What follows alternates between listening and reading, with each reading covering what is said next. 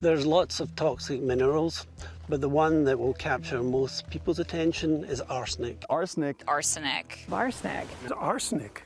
For a gallon of elderberry wine, I take 1 teaspoonful of arsenic, then add half a teaspoonful of strychnine, and then just a pinch of cyanide. Should have quite a kick. Arsenic is a poison, and if you have respiratory issues here, then that's going to compromise you. Oh, hi there! I'm washed-up child star Ryan Slater, known for such 90s classics as Honey, I Shrunk Your Panda and direct-to-VHS Ernest Goes to North Korean Camp, starring 80s teenage heartthrobs Fisher Stevens and Steve Guttenberg. I wanted to put together this short research documentary, sort of wrapping up the last several weeks here in the southwestern portion of the United States and coming up with sort of a what's to be expected forecast of the next 4 to 6 months. I do want to ask my friends, the Trump supporters, to please sit down, grab yourself a big glass of whiskey or a couple of, maybe a 6-pack, sit down, enjoy this because this concerns you probably more than anyone. I did try to make it as entertaining as possible. I think I did a good job. But hold on to your butts, folks, because it's terrifying. Stay tuned. Water levels in the Great Salt Lake in Utah hit an all-time low. It is the second time in less than a year that the largest natural lake west of the Mississippi reached record low water levels. The West is in the grip of a mega drought made worse by climate change. A company called Earth Views is using a 360-degree camera so anyone on the internet can see what's left as the lake continues to shrink. 30 years ago, the Great Salt Lake covered some 3,000 square miles. Now, at its lowest level ever recorded, it covers less than 1,000. The wind picks up and it creates dust storms that carry to the urban areas like Salt Lake City. To figure out how severe those dust storms could be, scientists from the University of Utah bike miles across land that was once underwater. You can see this wall of dust, and it reduces the visibility, and people are very concerned about what might be in the dust that they're breathing. What he's discovered in the dust raises serious health concerns for the millions who live in the Salt Lake City region. And unfortunately, we found very high concentrations of arsenic in the soil. And arsenic is concerning for a variety of reasons. It can lead to lung cancer, skin cancer, bladder cancer, cardiovascular disease, and diabetes. Every measurement that I took over all 800 square miles of the lake bed was high in arsenic. And the only way that that can happen is if it's naturally occurring and has gradually accumulated here in the lake bed over thousands of years. Preventing arsenic-contaminated dust storms requires getting more water into the Great Salt Lake. But that's not easy when Utah, like much of the West, is in the grip of what is now called a mega drought. More than 20 years of below-average precipitation. This is the Bear River. It's fed by melting snow from the mountains here, and it's the main source of water for the Great Salt Lake. But right now, it's flowing at just 15% of what it would normally be doing at this time of year. The mega drought is a contributing factor, but the biggest problem is our water use policies and the culture of not valuing water nearly enough. Living in the arid West. Here we go. Joel Ferry runs a farm along the Bear River. For 5 generations, his family has been using water from the river to grow food and raise cattle. Every gallon you take out of the Bear River is a gallon that doesn't go to the lake. At the same time, we have a way of life. You know, we have water rights to take that water. And so what we try to do is we say, let's reduce the amount of water that we're taking out of the Bear by doing irrigation efficiency practices. Being efficient has become a necessity. Last year, his water allocation was cut by 30%. He has installed drip irrigation for some of his crops. Other fields have been carefully leveled to make better use of flood irrigation.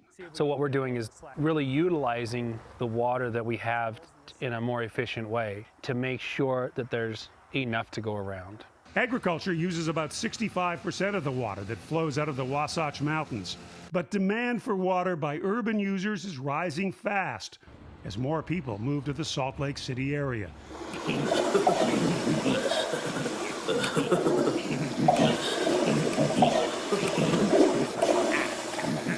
This is the coolest thing I have ever seen. Some municipalities even require that homeowners plant and maintain grass lawns. It's hardly moving. Yeah. And a lot of years it's like this. The drought, though, has made it so much worse. So the Bear River is not getting the big flows down to Great Salt Lake to raise those lake levels. You know, normal cycle, Great Salt Lake goes up 2-3 feet and drops 2 or 3 feet. The last number of years, it's only gone up a foot. This year, it only went up a foot. So it's going to go down 2 to 3 feet. That's why we keep hitting these record lows. And the problem is, it's a shallow lake. There's not many more feet to go. What's it like when you drive through the suburbs and see those green lawns and flower gardens?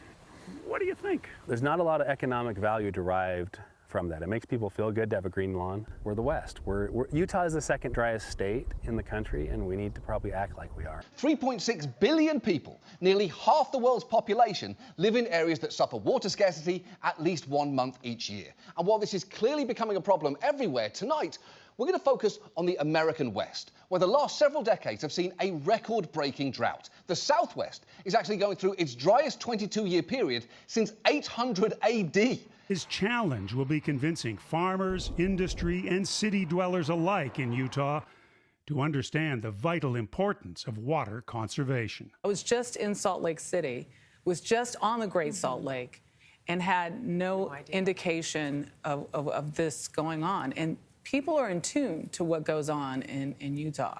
And you really see the effects. I mean, when we talk about climate change, just the ripple effects of what they're doing and common sense policies that need to be there when you see the lawns that are required to be green in those neighborhoods. If their lawns are green, you're in trouble. Exactly. Right now, it's an empty plot of land covered with brush. But if developer Regent Properties gets the go-ahead, the open desert will be transformed into this: the $750 million Thermal Beach Club. Under the current plan, the developer wants to build 326 luxury homes here at the site, all surrounding a 20-acre surfing lagoon. A 20-acre surfing lagoon in the middle of the California desert, one of at least 4 new surf lagoons proposed out there. This drought has had massive impact on the Colorado River in particular, which is a key source of water for most of the southwestern states.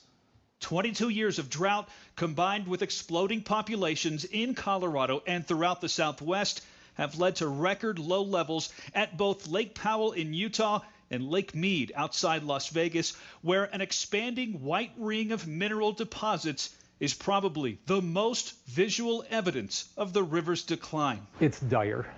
The situation along the Colorado River is dire, and I'm not sure it's going to get better ever. Wow. That is a bleak thing to hear an environmental expert say, but then the news here is bleak. Water levels in Lake Mead have now fallen so much that you may have seen authorities have found human remains there twice in just 1 week. This precious resource is allocated based on a 1922 agreement called the Colorado River Compact. Once the river basin states agreed on their fair shares, they each established a seniority system. First in time, first in right. It's true. 7 states got together and carved up all the water in the river, essentially letting people lay claim to it through a complex system of calling dibs. But there were a few major problems with how the compact was set up right from the start. First, Mexico wasn't included, and even though it is today, the river essentially runs dry by the time it gets across the border. Another key flaw was that right from the start, it allocated more water than actually existed. John Wesley Powell warned in 1893, there is not sufficient water to supply these lands. But the bullshit math never stopped.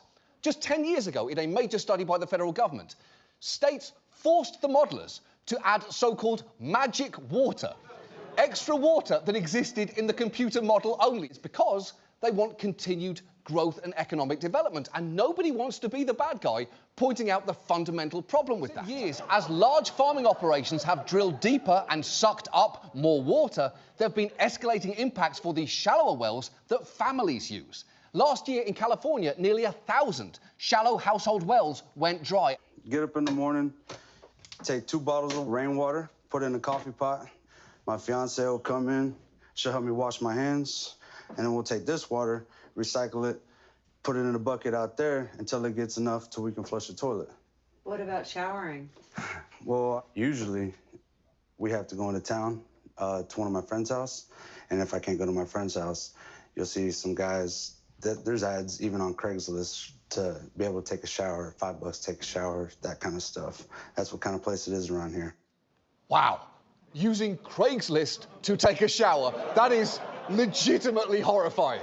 How do you even write an ad for that without it sounding suspicious?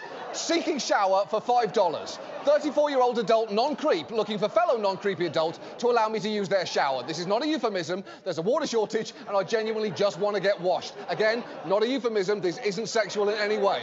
I will happily pay $5 American for the shower. You can't watch, you can't tape it, you can't be weird. I'm just going to come into your house, hand you a $5 bill, get in the shower, wash my hair and body as quickly as possible and then leave, all while making the least amount of eye contact possible. We won't talk or have any conversation. Ideally, you'll forget this whole thing ever happened. Actually, you know what? I don't like the way any of this is sounding, so I'm just going to stay dirty forever. Please do not contact me with unsolicited services or offers. Not only does St. George have very cheap water rates, their county, which is in the desert, remember, has at least a dozen golf courses, including these. And golf courses use a shit ton of water. They are pretty much the dumbest possible thing to put into the middle of the desert, other than, of course, Burning Man. And in California in 2014, they passed the Sustainable Groundwater Management Act to try and bring groundwater pumping under control. But it is just not enough.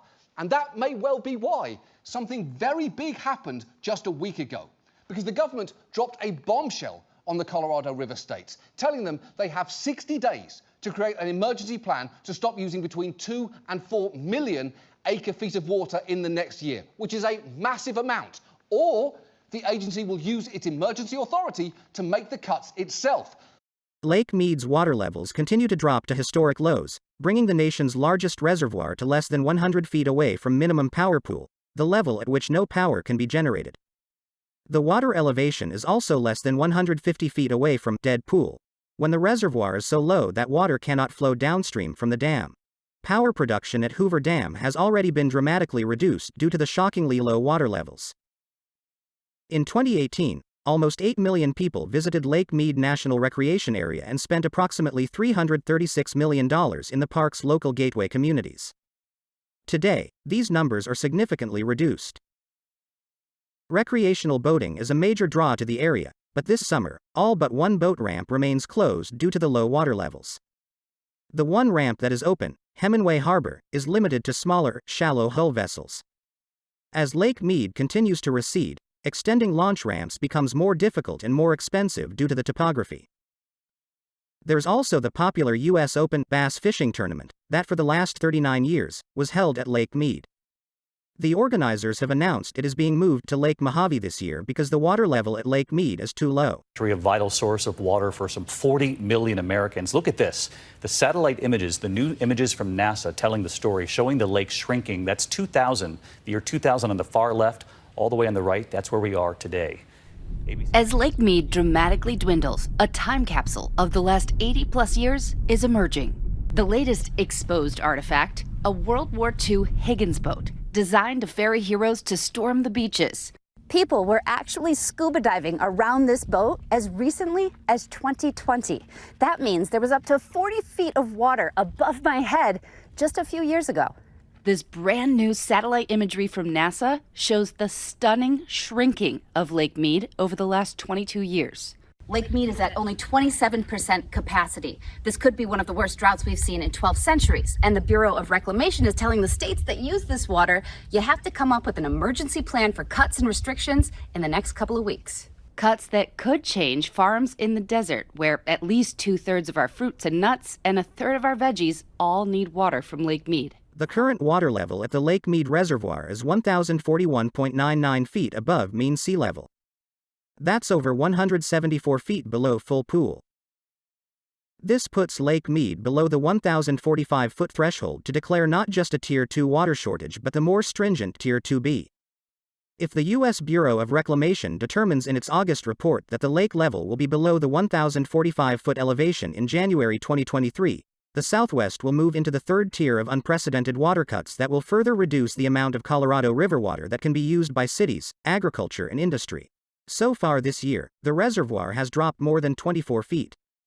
The current elevation is 117 feet below the 1,159-foot average for this date.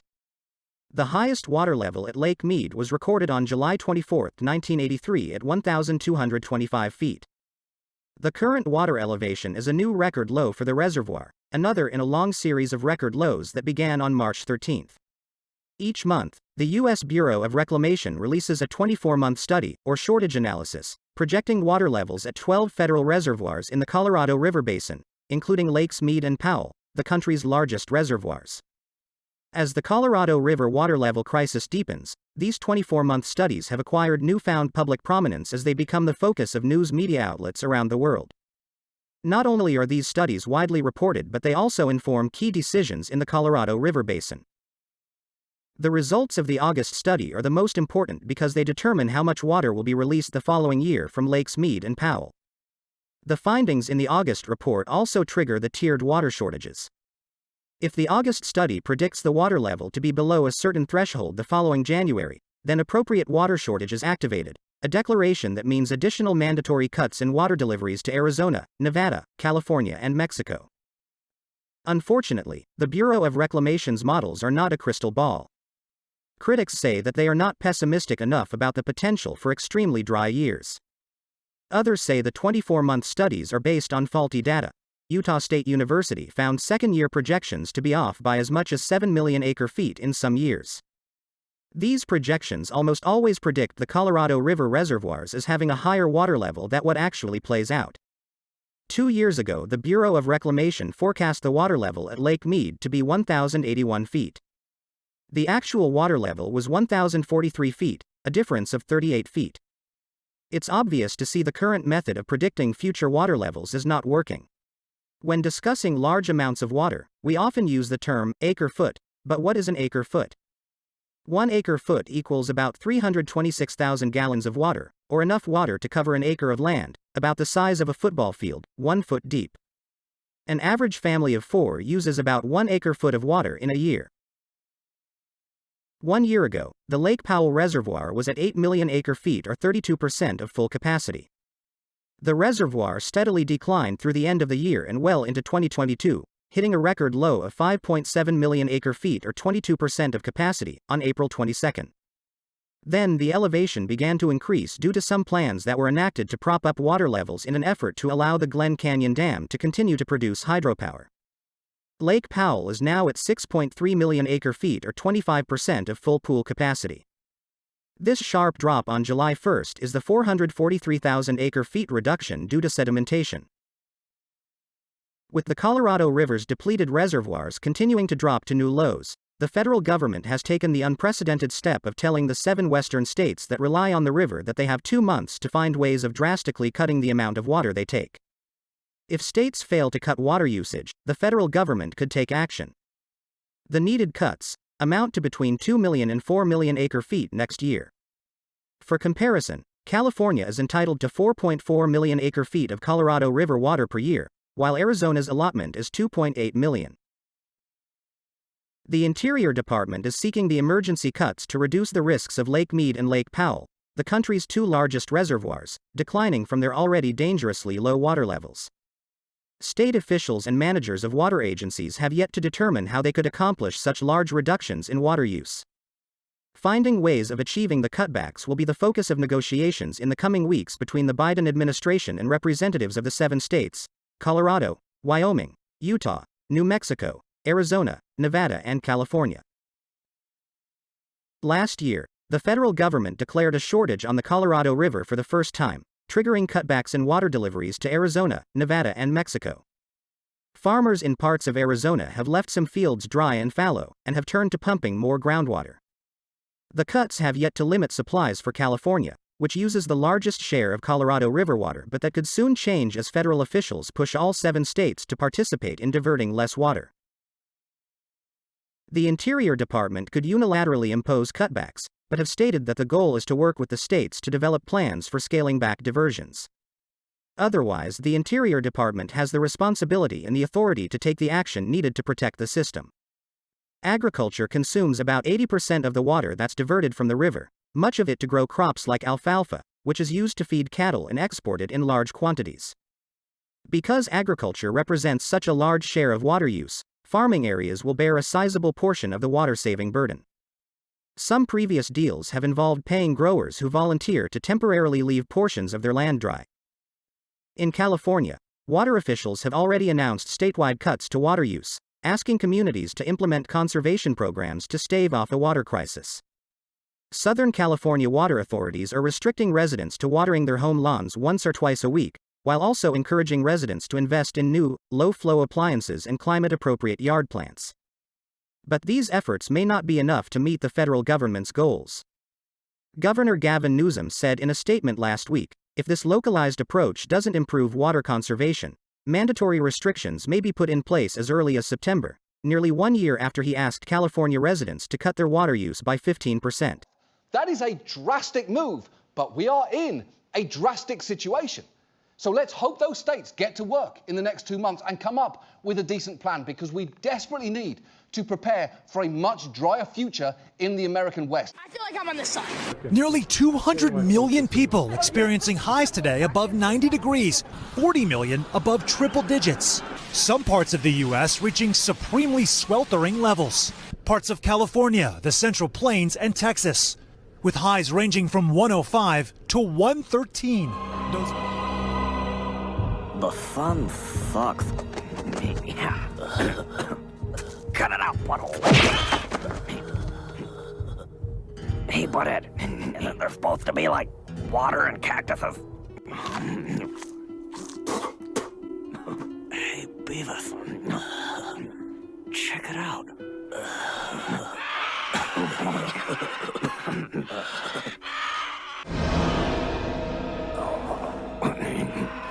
Hey, butthead. Are we gonna die? Probably. Those particularly vulnerable to heat-related illness, children and the elderly. In some communities, emergency responders inundated with calls and overwhelmed. He's now kind of really suffering from maybe heat exhaustion. He's really struggling. Throughout the Dallas area, are your AC working properly? Police officers checking in on older residents as the county works overtime to provide AC units to low-income families, installing some 150 units in just the last 2 weeks. Do you think those little efforts could add up to lives actually being saved? Absolutely. They may not be used to this heat. They may have just moved to Texas. Having 108-degree weather, 110-degree weather, it's different. Residents have recently been asked to conserve energy, knowing the state's energy grid has faltered before. And with all that dry heat tearing into open spaces and threatening homes, multiple fires across Texas forcing hundreds to flee. Today is 109. It would be the second day in a row that North Texas reached that mark. And there's no real relief in sight at this point. The 10-day forecast shows only 1 day below 102 in this region. There's concern about electricity. It's putting a strain on the grid. There's also concern about water, with mains breaking because of shifts in the dry ground, cracking pipes. Look, they're going to continue to do what they can to try and help those who are forced to be out in this heat. This is really just the beginning of what's going to be an even hotter summer as we move forward. Not good news for those here in Texas. And it is 109 degrees right now in Dallas. Things are running smoothly. The available energy shows up as green. The problem, according to energy experts, the state is relying upon power plants that are a half-century old and banking upon them as if they're brand new. And Lester, in the days to come, with the hottest weeks, July and August, a small disruption could become a major problem. Where this is not normal is Texas. Even when I was down there recently in Houston, people were saying this summer feels different. It feels different because you're breaking records left and right, all the way through the hottest May and June on record for San Antonio and Austin and other cities as well. But probably even more importantly is not just those high temperatures, which we should see all-time July records, meaning in the 150 or 170 years of records, we've never seen numbers like that. We should flirt with those, if not break them, in some of those places today. That's part of what makes it not normal. Out west, the extreme heat comes with a side of drought. California has imposed water restrictions this year, including one that limits outdoor watering to only 1 day a week. In Los Angeles, in order to curb water usage, water police are going door to door. That's got to be tense. Cops banging at your door. Suddenly you're scrambling to flush all your water down the toilet. Water police they're walking around the city looking for sidewalk puddles, a potential sign of misused water. These heat waves are only going to get worse because Biden's climate plan is being blocked in the Senate by Joe I Hate Life on Earth Mansion. So, President Biden held a press conference today to announce new steps to combat climate change, but stopped short of declaring a national emergency in front of what appeared to be the bleakest, most desolate spot on planet Earth. Nearly 20% of the U.S. population will likely see a temperature at or above 100 degrees Fahrenheit. Remember when you wished that everybody who denied climate change would go to hell? Unfortunately, hell came to us. It's so hot right now in the U.S. that this is a real heat map of the state of Oklahoma. It is never a good sign when your state looks like a close-up image of an STD.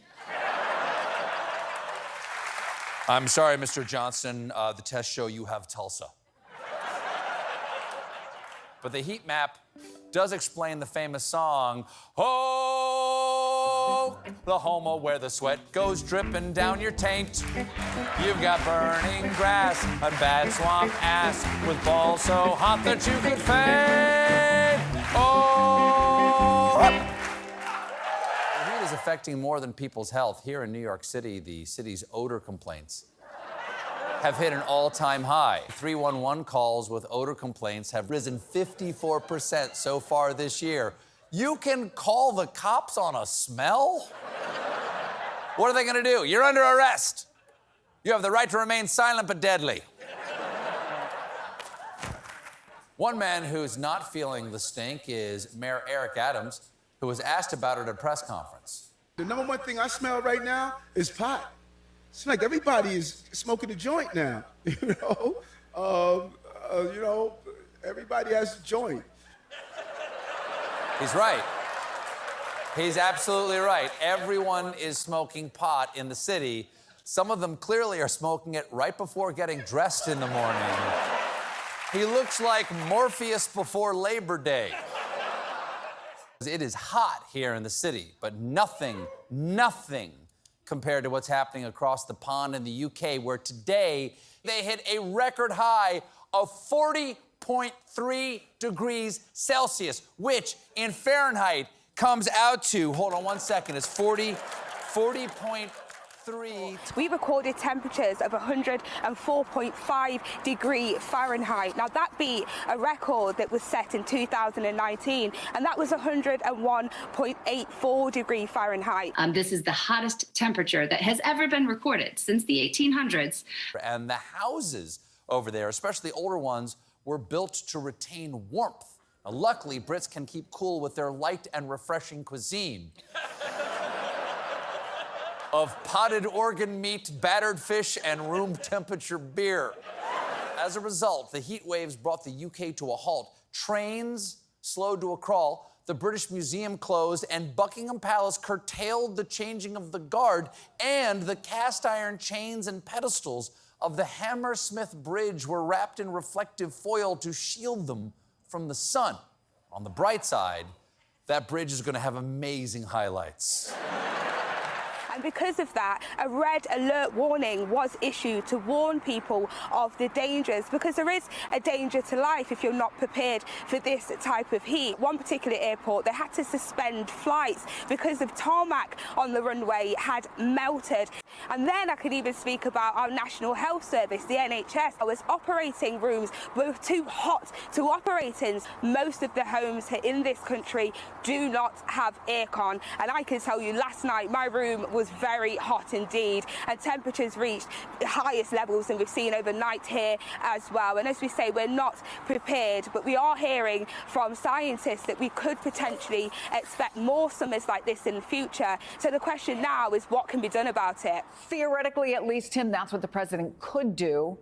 Does it look at this point like his only option, unless you tell me some folks are having an epiphany, seeing what's happening and deciding we have to do something? I think Biden politically is going to be hesitant to take some of these actions right now just because of domestic political concerns about high gas prices. Is this really the time to be limiting, oil and gas production politically, right? And so I think that there might be a congressional action. I mean, this is a climate action. This can happen through reconciliation. So this is one issue that the filibuster doesn't matter. So obviously they're waiting for like the smoke signals to come up from Joe Manchin's houseboat, and it would be nice if Joe Manchin would just sign on to something. It's a lot better. Do we have footage of that? On the Democrat side, we look for the moderates on these issues. So it's the Manchins, it's the Cinemas, it's the Testers. Joe Manchin, I talk to his office every week.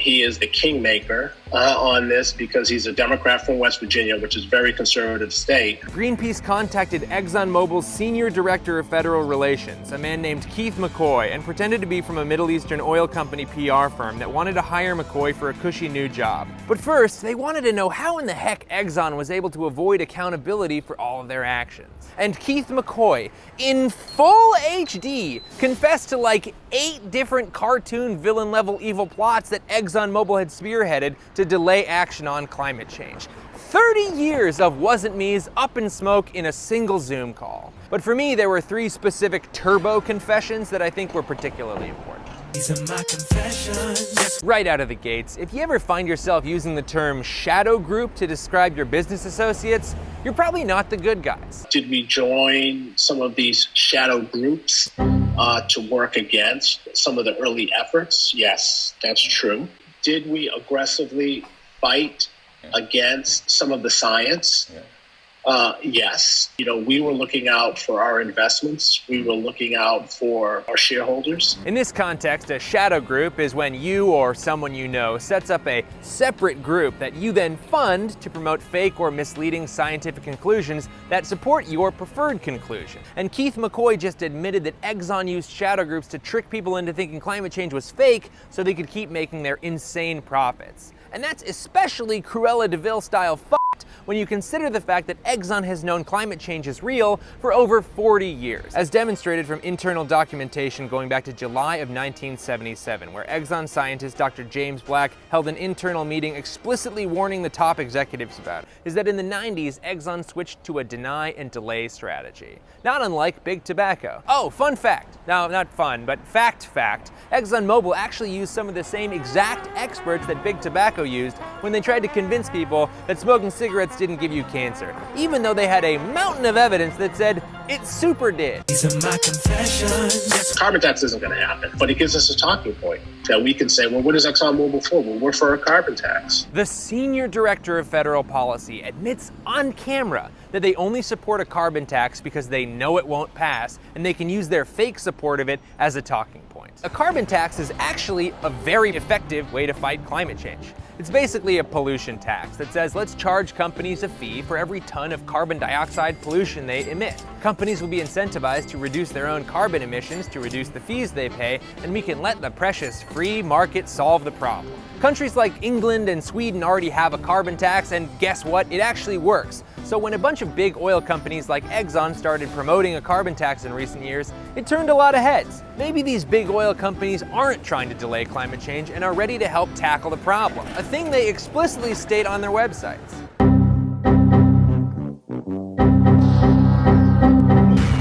But it turns out none of that's true. Apparently ExxonMobil just did the math and found out that in today's political climate, there's no way to get 60 senators, including 10 Republicans, to vote in favor of actual climate policy.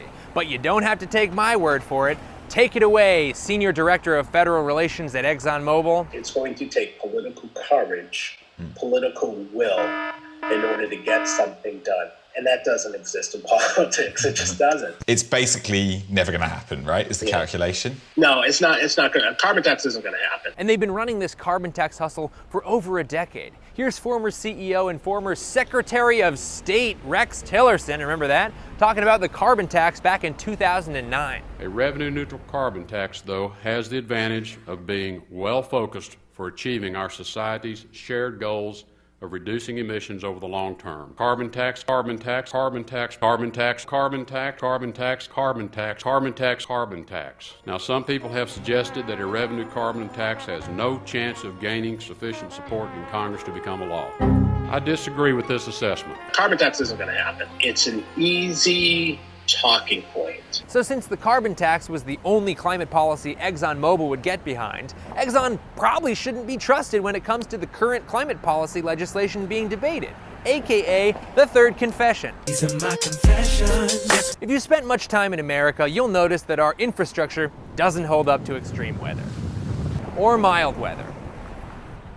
or no weather. And there's this huge infrastructure package going through Congress right now that would help rebuild America in a more resilient way, create a ton of jobs, and help a ton of people. But it would require a bunch of multi-billion-dollar corporations to actually pay their taxes.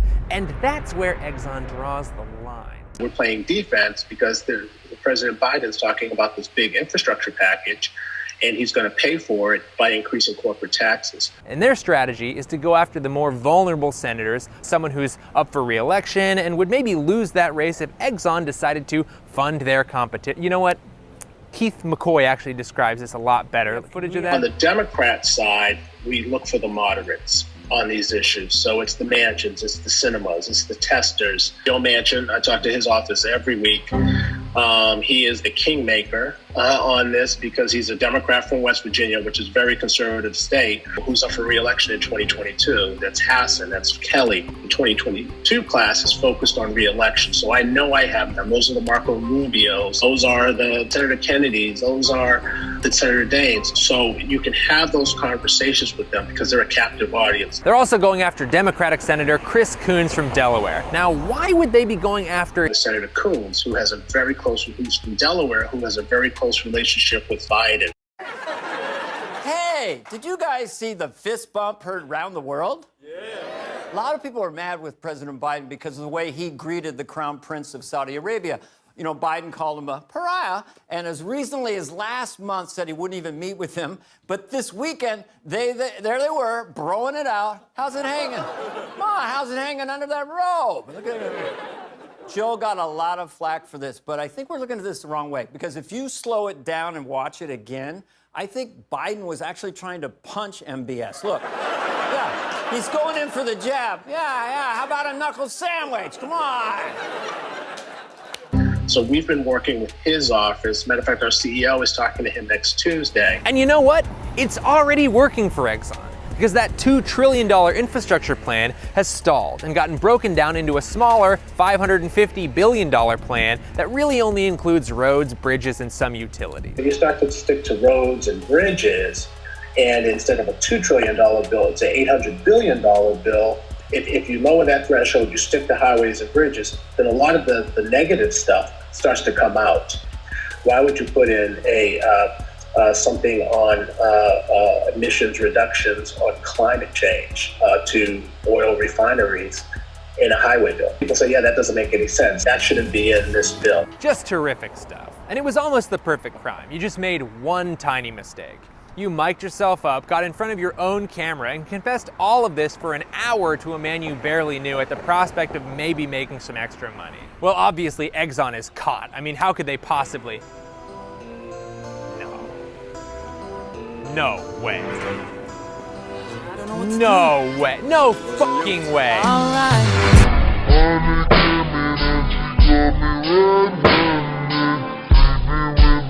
Yeah, after Greenpeace released these videos, Exxon dusted off a classic and just said, "It wasn't me again." And you gotta admire the absolute commitment to the bit. It is a real power move to say that your senior director of federal relations, a man whose literal job it is to represent your company's position, doesn't represent your company's position. Why does Keith McCoy still work at Exxon? I mean, if he was some kind of liar who went rogue and said a bunch of dangerous and incriminating lies about your company, all while interviewing for a different job, wouldn't he have been fired? Because he was probably telling the truth. And ExxonMobil has an amazing strategy when it comes to the truth. They deny it until it blows over, then they gather all of it up and dump it in the ocean. While the president didn't declare a state of emergency, he did state that this is an emergency. Let me be clear. Climate change is an emergency. And in the coming weeks, I'm going to use the power I have as president to turn these words into formal, official government actions. I'll end by telling you another quick story. I don't believe you.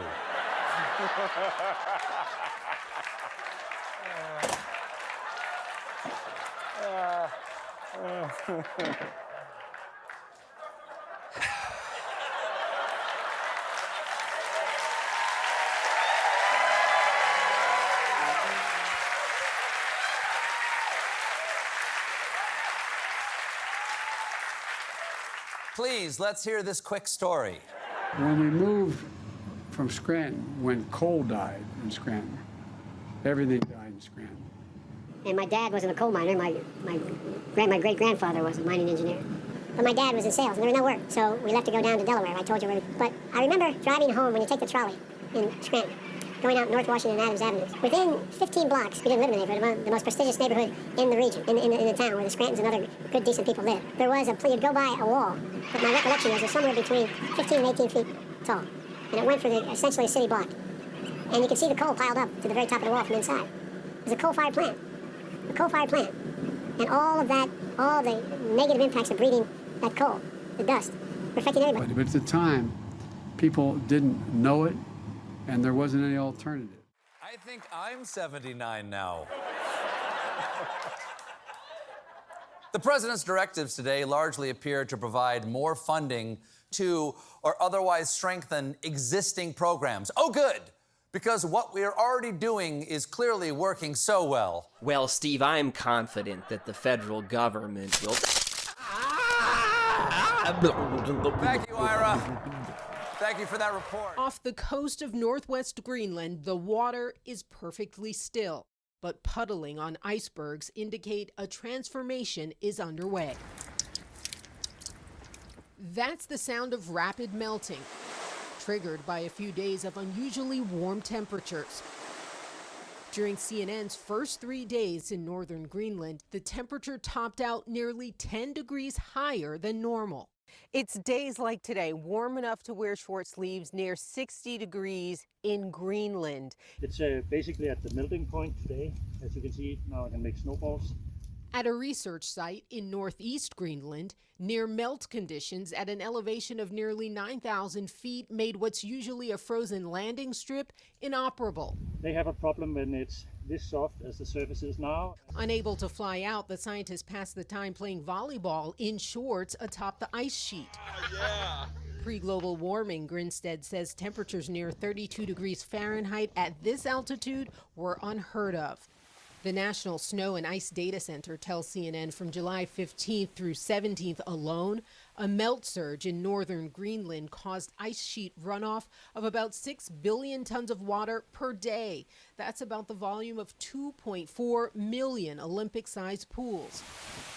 Put another way, enough water to flood the entire state of West Virginia with 1 foot of water in 3 days. Research scientists tell CNN this extent of melt in North Greenland this past week is quite unusual and will contribute to global sea level rise, which impacts coastal communities half a world away. They're expecting another major melt event later on this week, and they actually expect that one to extend to much more of the ice sheet. And Aaron, you know, we've seen it in Europe, many parts of the U.S. there, and even here in Greenland, these heat waves. And we expect to see a lot more of those as the global climate continues to rise. Is there some of this agenda you could get Susan Collins on board for? She's not up for 6 years in Maine and has been on as part of climate compromises in the past. You wish you wouldn't have to put all your eggs in the Susan Collins basket, but given the extremity of the problem here, if you want a long-term solution that can't just be reversed by the next president, finding one Republican to sign on for this would be nice. Obviously, the fact that you have an entire party that is run by climate deniers is disgusting and is problematic right now. But the Democrats really only need to pick off one if they can't get Joe Manchin. John McCain ran in 2008 on wanting to deal with climate change. This was true of European conservative parties not that long ago. So the polarization on this issue is a disaster. And the only way to break this off is like I said, pick off the few members of conservative parties, Republicans here in the states that might be willing to work with something, or winning elections, in some of these red states. I look at Texas, just this disastrous, grid situation in Texas, on top of the other extreme laws that they put in place on abortion and other issues. These need to be places Democrats need to find a way to win elections. And that's just unfortunately the reality of the climate debate right now, because you have one party that's not going to participate in any sort of solutions. In Europe, we've been watching this recent heat wave, and it's been a hot summer all over Europe in general, which also adds to that cumulative heat where overnights you don't go below the 80s, and then during the day you're up at 100 or more. It doesn't allow bodies to cool down, it doesn't allow agriculture, and it just keeps drying the land. And that's where the issue is this is a drought-driven wildfire for the most part. They're having an incredibly active season. They're busiest in more than a decade in Spain. France is seeing it, Portugal's seeing it, and then you have the intensity of the heat, the longevity of the heat, and that's why you've got at least 1,100 people dead, and those numbers unfortunately will keep going up because heat is the #1 killer, and in my mind it's often the silent killer. It doesn't have the visibility that a hurricane does. In a hurricane you lose far fewer people, especially these days, but today, as advertised, we knew this could and probably would happen. London Heathrow made it to 104. Relative humidity. People are always like, man, it's so humid. And then they look at that percentage. Relative humidity isn't always the best number to look at because it doesn't always tell you the story. More importantly, I would look at the dew point. When you see a dew point above 65 or 70 degrees, that's that soupy air you can wear. Check out the dew point number. And if it's 70, 75, you are in the type of air that is not going to allow you to evaporate. Therefore, it's going to be much more difficult to cool, and you want to limit your exposure outdoors. And, I think we think about this. It is such a privilege for many of us to have access to air conditioning. We wouldn't know what it feels like to not cool down at night. When Dallas is 86 degrees overnight, tying their all-time warmest overnight low, bodies that don't have the privilege of air conditioning don't get a chance to cool down. And you see that no relief overnight when you've got multiple nights in a row of 80s plus. Your body doesn't get a chance to cool down. And it's not just humans, and this is why it sounds so cliche, but pets too.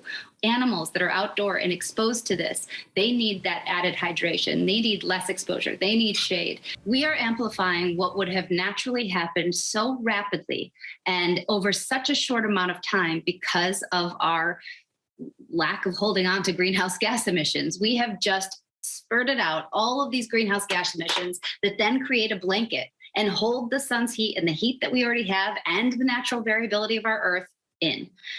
Right now, whenever I post something about this, the first thing people say is, come on, the Earth has always warmed and cooled. We've been warmer than this before. We're just gauging it on that a short usually period. Comes with a change in Earth's orbit, proximity to sun, volcanic activity. None of those things are happening right now. We are in a different time where the only thing that we have changed dramatically would be how much CO2 and other greenhouse gas emissions we've put up into the atmosphere. Our human activity is exactly what's causing it. And so we have this new thing, it's called the Climate Shift Index.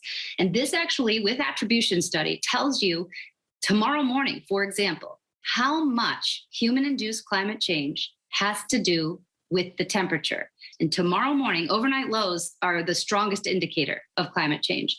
In the Southwest, it's up to 13 degrees of the heat related to climate change. So you see that average temperature increase 96% in 245 locations over the summer across our nation.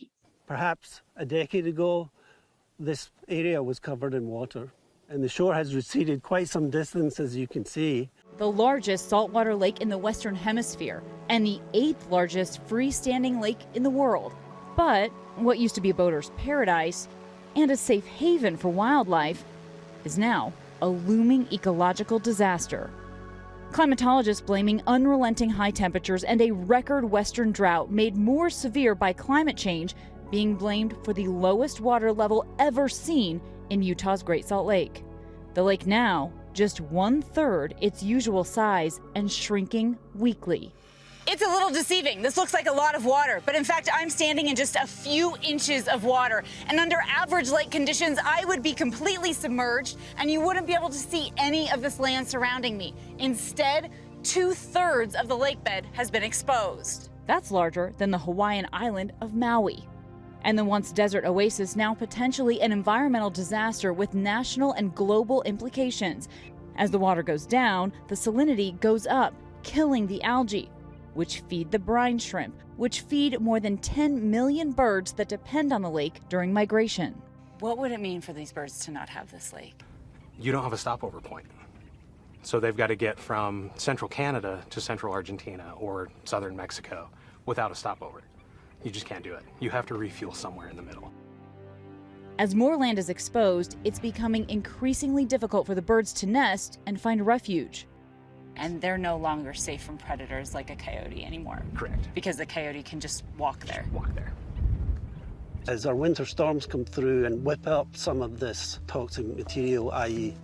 arsenic plus many others actually, that's going to be deposited over into the Wasatch Front. You're telling me that if the lake bed is dry during a winter storm, things like arsenic could be in the air for anybody in Salt Lake City? Right. And the surrounding areas. What does that mean for people that live there? What kind of health problems could they experience? Well, respiratory and cardiovascular. If you're compromised on any of those fronts, it's just going to be worse. Can they save Great Salt Lake? They will have to. Has been the third driest year in state history. And so that is forcing leaders to say things like conservation alone is not enough. They have to consider drastic measures like piping ocean water in to save the Great Salt Lake. Just watch this video from the governor of Utah in response to drought conditions there just last year. We need more rain, and we need it now. We need some divine intervention. That's why I'm asking Utahns of all faiths to join me in a weekend of prayer, June 4th through the 6th. By praying collaboratively and collectively, asking God or whatever higher power you believe in for more rain, we may be able to escape the deadliest aspects of the continuing drought. Wow. You know Utah is desperate when they ask all faiths to join in a prayer. I'm asking Utahns of all faiths, whether that's the Mormon one or one of the many wrong ones, to collectively pray to the Christian God and the false deities the rest of you worship for more rain so that we can solve this crisis before those of you who have not accepted Jesus Christ into your heart burn in the fires of eternal hell. Last year, we submitted to the legislature a comprehensive document around lessons learned from the 2012 and 2016 drought. Local agencies said, whatever we do going forward, don't do what you did in the past. Hydrology is unique and distinctive.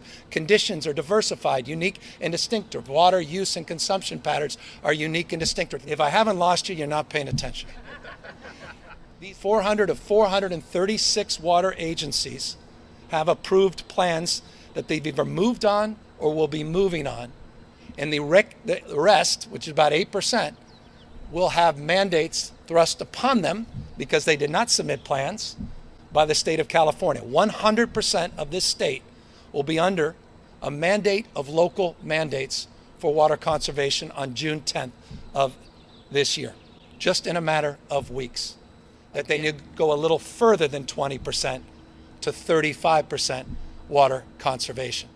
If those are adopted, we will also address the issue of decorative lawns, non-utilized infrastructure, or rather non-utilized landscape in business parks, other industrial uses, and we will establish a fine of watering outdoors twice a week. The reason we do that is 80% of urban consumption continues to be outdoors, not indoors. Further reductions are going to have to be made. Well, let's just look at the raw facts here.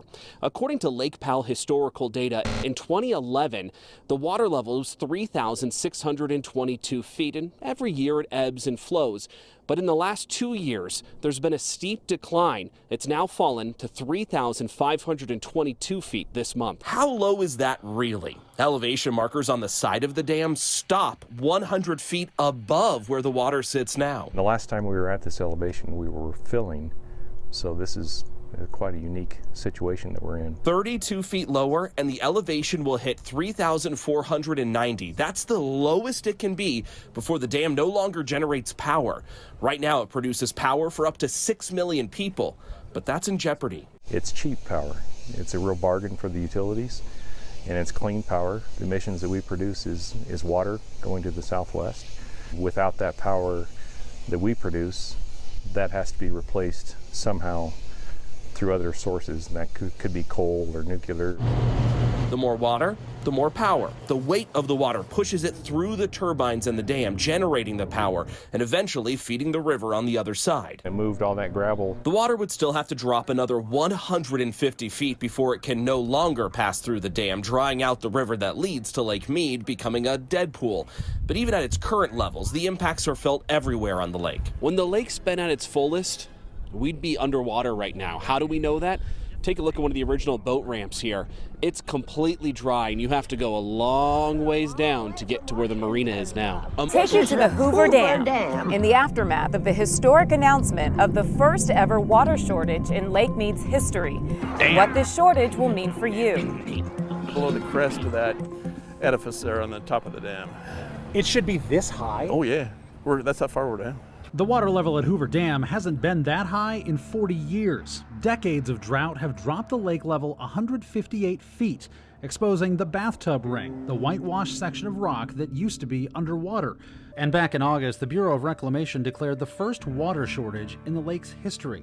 Well, how close are we to a dangerous spot? We're creeping down there. Where we're at now is of concern. I wouldn't say we're panicked yet. This is the lifeline of water for Phoenix, for Tucson, for Los Angeles, San Diego. We know it's getting tougher as this reservoir goes down and Lake Powell above us. It's certainly not good news. We're still about 50 feet above the bottom of the canyon right now, which gives you an idea of how much water is in Lake Mead. That's the top of the dam right there. On the other side, it should be to the top, but it's still about 150 feet below where it should be. Think of water like money, and this lake is the bank. We're making withdrawals consistently every day, but the deposits are not predictable, so we've been overdrawn for years. The Arizona Department of Water Resources has known for years a shortage was coming. The states have drawn up agreements every few years to try and make it less painful. Cities and states can also bank their water, keep it in the lake for another year, and hope it will still be there. They can stick water in underground tanks and save it there. They can also give some away or even sell it to someone else. But Arizona is currently trying to buy. The legislature gave me $10 million to potentially buy conserved water. It remains to be seen whether or not we can find water users who are willing to do that, given the fact that we're taking a 500,000 acre-foot cut. The shortage won't hit the average person, not yet. The taps will still run, the pools still full. The majority of the folks living in houses in the state of Arizona won't notice a thing. It's the next level of shortage, and the next that could be even worse. But it's not just water. Everything's connected here. The lake provides water. Without it, cities in the Southwest couldn't survive. It also provides power. The dam is a hydroelectric power plant. We phase up in the morning and in the evening when the power demand's the greatest on the western power grid. From top to bottom, the dam is 51 stories. It has a maximum capacity for generating 2.074 megawatts of electricity. Really? But on the average, it generates about 25% of that. I'll be damned. Now, can anybody tell me how much energy it takes to power Las Vegas? Yeah, I just have a question. Is this a goddamn? And if the water level drops 100 more feet, the dam can't produce power at all. The Southwest cut water usage in past years to try and offset the drought. We had hoped that would buy us time, but things occurred more rapidly than we had hoped. Until then, the Southwest is looking for water anywhere it can, even considering a pipeline to bring water from the Missouri River in Montana. Arizona passed a resolution to study building a pipeline from the Mississippi River to the Colorado River. And if you've ever seen a map of the United States, you may have noticed that the Mississippi River is all the way over here and Arizona is all the way over here. So to do that, you need a pipeline that's over 1,000 miles long. Working with Mexico on a potential to desalinate water out of the Sea of Cortez. We're starting to work with the Metropolitan Water District of Southern California. Many of those plans are moonshots. And years, if not decades away. The only thing Arizona can do right now is save as much water as possible. And the impact of that water shortage isn't just hypothetical. That's right. Arizona will now have to give up 17% of its Colorado River water, starting in just weeks. There will be hard decisions that have to be made. Assistant state climatologist Aaron Saffel says farming and ranching operations in rural Arizona will likely suffer consequences first. Arizonans living in big cities and suburbs may face some water conservation measures too. Despite a statewide average of 9.3 inches of rain this past monsoon, which is really good, most of the state is still in dire need of rain. In fact, more than half of Arizona would need at least 5 inches of new standing water to be removed from the drought status, which is now highly unlikely as we're in La Nina and rainfall will likely be scarce. But even then, rain is only half the battle. More rain than we've had in years. Flooded washes, highways, storm damage. Enough to make you think that whatever drought we're having is long gone. But these storms were a drop in the bucket. We're going to need quite a few years of above average precipitation to recharge these systems. What you're seeing on this reservoir here at Lake Mead is the result of a little over 2 decades of drought, about 22 years. Lake Mead's water comes from the Rockies, mostly from snow, not rain. And since that's where our water comes from and the lakes in Nevada, a storm down here won't touch that at all. There's so much uncertainty. We can't farm without knowing what we have for water. It was already a difficult time for farmers as the nation deals with economic slowdowns, supply chain shortages, and a high rate of inflation. But a new 1-2 punch for Arizona's farmers. Unprecedented water cuts and their land drying up right before their eyes. When that happens, a lot of farms will look like Nancy Kaywood's. She relies on water from another river, a tributary to the Colorado. But it got so low, she was totally cut off in April. So this out here, just looking at this, I mean, is this... Take a look. Is this dead now? Well, we don't think it's going to green back up. What were you growing here? Alfalfa. Uh-huh. See the seed lines? Uh-huh. And how it's just all dead. Right now, the population is not going to feel affected. Farmers are going to feel it. Does that create a little bit of a divide where farmers are in this place where you're Well, it you're doesn't taking seem the fair brunt? to me. Yeah. You know, this is our family. This was out in a cotton field. It's really hot. Everybody's squinting. It was in August. What I'm struck by looking at this picture, you said it's August, but you're standing in a bright green field. Beautiful green, and it's right over where that dead alfalfa is. Isn't that gorgeous? And that was taken in 2019. Nancy gets her water from San Carlos Irrigation, when she gets it at all. Her son farms nearby. He gets his water from Central Arizona Project. My son will call me, and he'll just be so stressed out, and he'll say, I just lost another night of sleep. Are the taps going to get turned off? The high priority municipal supplies won't get impacted until we're in a tier 3, which may happen sometime in the 24 to 26 time frame. Tier 3 is when we might start to see water rationing for everyone. We're not there yet, but we're closer than anyone would like. Instead, the Tier 1 shortage will take 2/3 of CAP's water that goes to farming. Agriculture will be impacted. They still will farm, but it will be less, and some of them will go back to groundwater. And some farms just won't make it. They are not. I'm not sure we are. We're trying. You're gonna feel it in the grocery store. You know, you're gonna feel higher prices on your clothing, on your food. Big thing right now is to sell to the solar fields. It just makes my heart ache to see all these solar panels. Lake Mead doesn't just provide drinking water and crucial resources for farmers. The lake is part of the Colorado River, which provides critical drinking water for California, Arizona, Nevada, and parts of Mexico. It also provides electricity for those states. And we should also mention, it's fun. Water sports industries built their businesses right on the water. What a mess. What an absolute mess. I mean, each time you say, oh, this is different than it was. What's it going to be like in October? What's it going to be like next April?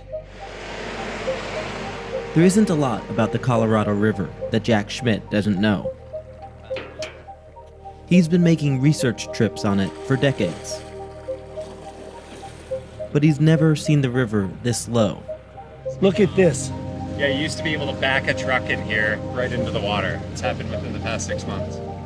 I am stunned by how horrible this is. The Colorado is the lifeline of the American Southwest. It runs nearly 1,500 miles, supplying water and electricity to 7 states and Mexico. Some 40 million people rely on its resources. But 20 years of drought, made worse by climate change, have brought things to a moment of crisis. This part of the river was once the upper end of Lake Powell, one of the 2 main reservoirs. Lake Powell filled for the first time in 1980. That concrete ramp was filled with houseboats, people backing in motorboats, people water skiing, and now look at that. Essentially, 1999-2000 was the last time the water was up at the base of that concrete ramp. And now it's lower than it's ever been since it filled. Unless things change, which they won't. This month, officials will declare a Tier 1 shortage for the first time ever. We're at a point where the old ways will not suit us going forward. So we are at a political critical point where we need to really have hard-nosed talks about where is the best place to use water to do the best good for human society. We have lived with the imagination that there is more water to develop, and so we can increase development and it won't hurt anybody. But it is a zero-sum game. There's not any more extra water to develop. Hoover Dam was the first major dam of its kind that was built, and at the time it was built, it was the largest in the world. It impounded Lake Mead, and downstream agriculture was the primary reason that it was built. We just recently passed a historic low in Lake Mead. It's now at the lowest level that it's been since it filled in the 1930s. In 2000, Lake Mead was at about 95%, which was about 15 feet below that walkway right now. Just 20 so years ago? 2000. Wow, that's kind of impossible to picture right now, standing here. It's dramatic.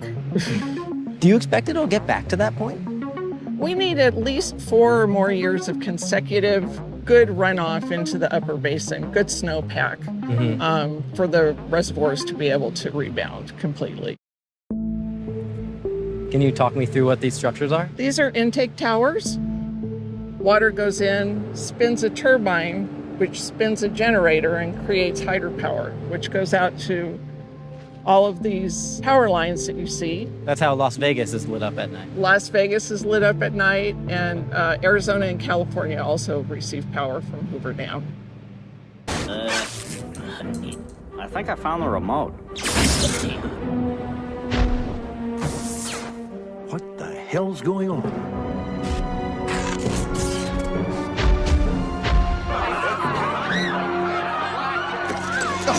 All they have are these shows about water. Yeah, really.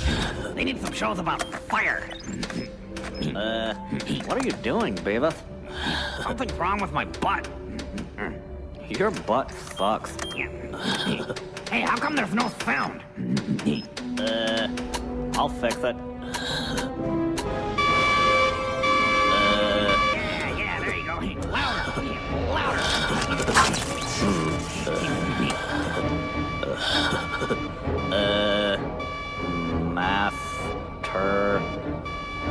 Masturbation?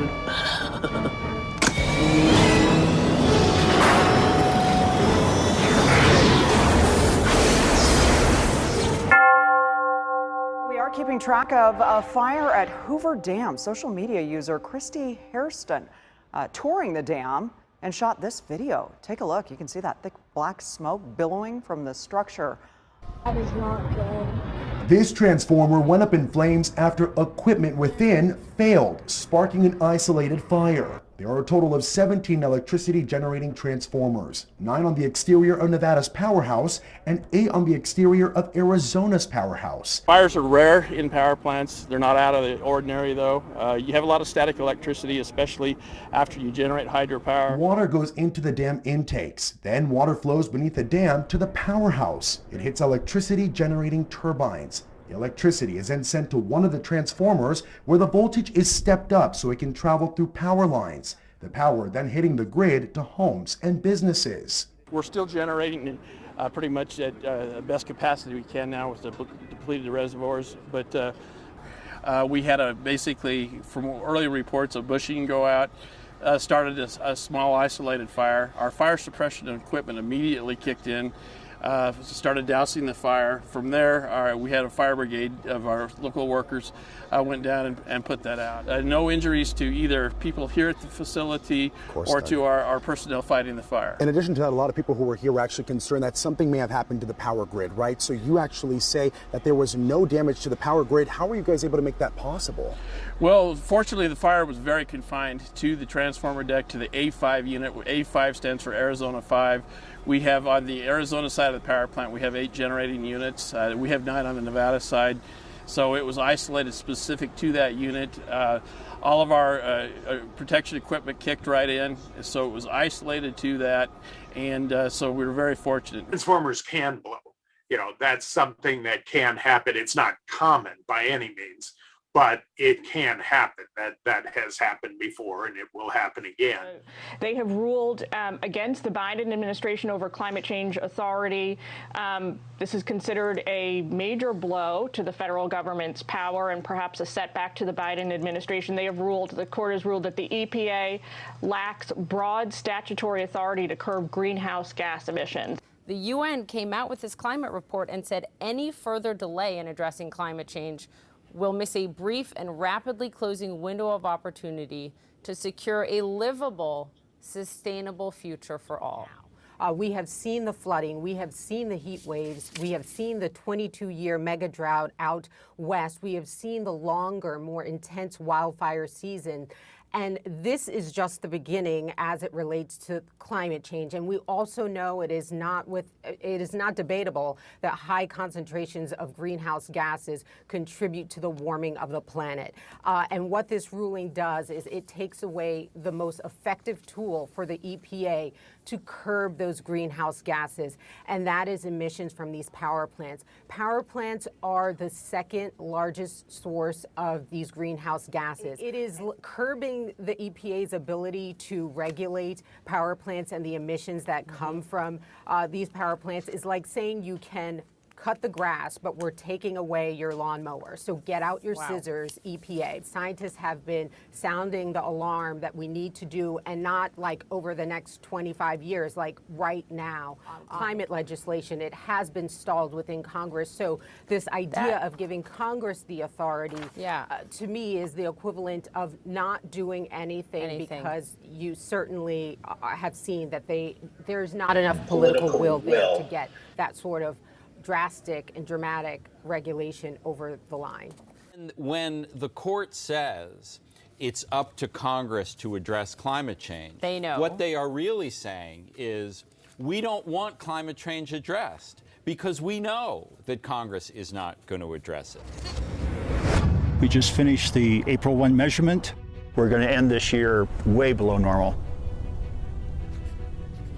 So far this year, California is experiencing some of the driest winter weather on record. The first half of 2014 was the hottest on record in California. Now take a look at how dry things are. Reservoir levels are at record lows. The state in its worst drought since 1977. California is living through some of its driest years in a century. There has to be a sense of urgency about this. We have exceptional drought conditions, especially for the central and southern sections of California. 5,000 people have no water running in their homes. Governor Jerry Brown is ordering mandatory water use reductions for the first time in California history. We're in an historic drought, and that demands unprecedented action. It's for that reason that I'm issuing an executive order mandating substantial water reduction across our state. The governor says water use must be slashed by 25%. Daily fines of up to $500. Many local authorities are encouraging citizens to report their neighbors. I mean, we talk about oil all the time. I think fresh water is going to be the next battle. What if this is the new normal and it's going to keep getting worse? Thank you all for coming this morning. This is a time for public comments. You need to fix this problem. We need more water, not making us suffer. We're in the situation we're in. We're asking for residential customers because that's what the governor said. He wants brown lawns. The governor is not a dictator. Because he says jump, we do not have to say how high. I'm not going to let my garden die. We don't need to cut back. We have plenty of water. It's mind-boggling that somebody would think that we don't have to do anything. Unfortunately, we live in a society where we always believe there's an unlimited resource of everything and really don't pay attention to what's coming down the road. I think a lot of people want to do the right thing. And if they see other people doing that, they'll follow along. I'm installing these low-flow shower heads, and each one can save up to 2,900 gallons of water a year. Dear Arnold, it takes too long to water the lawn. Or dear Steve, try this.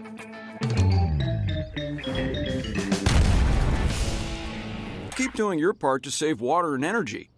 Yeah. Conservation can feel, oh, so right. Shut off the faucet while soaping those dirty hands. Be California friendly. Go to bewaterwise.com for tips and rebates. And don't waste another minute wasting water. Don't really water anything in our yard anymore. And simple things like turning off the water when you're doing your dishes and scrubbing. The drought just pretty much made me more water conscious. Basically, shorter showers. Shorter showers. Shorter showers. Shorter showers. Shorter showers. Maybe we don't shower as often, but so far you can't smell me from here, I guess. But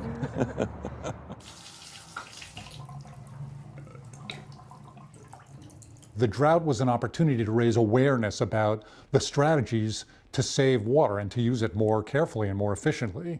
The 25% reduction in urban water use that we achieved remarkably easily was a wake-up call for people. We're beginning to do things differently that we should have been doing differently for a long time, but it's entirely possible that many of the lessons that we've learned during the drought we'll start to ignore again, or we'll start to forget when the rains return.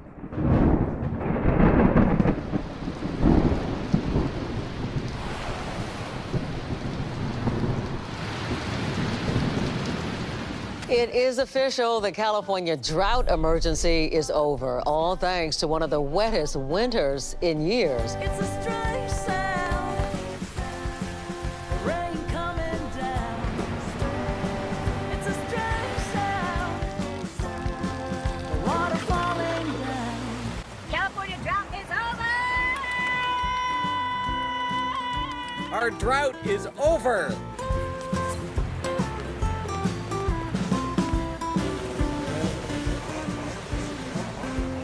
Now that California's mandatory water conservation rules have been lifted, we're using more water. One of the challenges with getting an extremely wet year is that people think the crisis is over.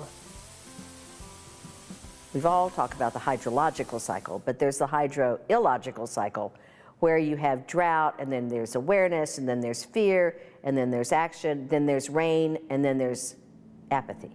So this isn't something new to this drought. It's something that's been going on for quite some time. One of the most important things to understand about California's water system is that a single wet year, in fact, a series of wet years, isn't enough to solve our water problems. In California, water is available in the winter, and we use most of it in the summer. Geographically, we tend to have a lot more water in the north than in the south. We tend to have a lot more people in the south than in the north. I think most Northern Californians would rather keep the people in the south, and one of the ways you do that is by letting them pay you to have some of the water. And so we have to move water in time and in space much more than other places. California has a long history of moving water around. It's mostly come from less populated areas into more populated areas or into agriculture. Early on, the focus of development and where cities were located, they were really taking advantage of surface supplies. And as growth started to occur, you started to see more development of imported supply systems to help augment those local supplies. An example is the Los Angeles aqueduct in the early 1900s to serve the LA area. And then ultimately, Metropolitan was brought into being to develop what's known as the Colorado River Aqueduct that brings supplies in from the Colorado River. It starts at Lake Havasu on the California-Arizona border. Then that water is lifted a number of times through the desert and up over the mountains, and that brings it into southern Riverside County. And really, since the early 50s, Colorado River water has been the main source of supply for San Diego, and it's really fueled the economy and the growth that we've seen here in the last 50 years. And then when the State Water Project got built in the 1960s and 70s, you started getting water from Northern California, and that water goes through the Delta, a place where people fight about water issues. The main trend in California was build stuff. And so the goal was to build as many dams as possible, canals, pipelines. And the state water plan was pretty simple: dam everything up and send the water to cities and agriculture. You know, over the last 10 to 15 years, it's been roughly 55-45% split between supplies that are imported and local supplies. You know, we have tens of millions of people here. We have a lot of agricultural production that feeds our region and parts of the world and country. And so we're so dependent on these sources that we're not really dependable in the long term. We know the climate's changing. We know that the impacts are going to be bad, especially on water resources and especially for California.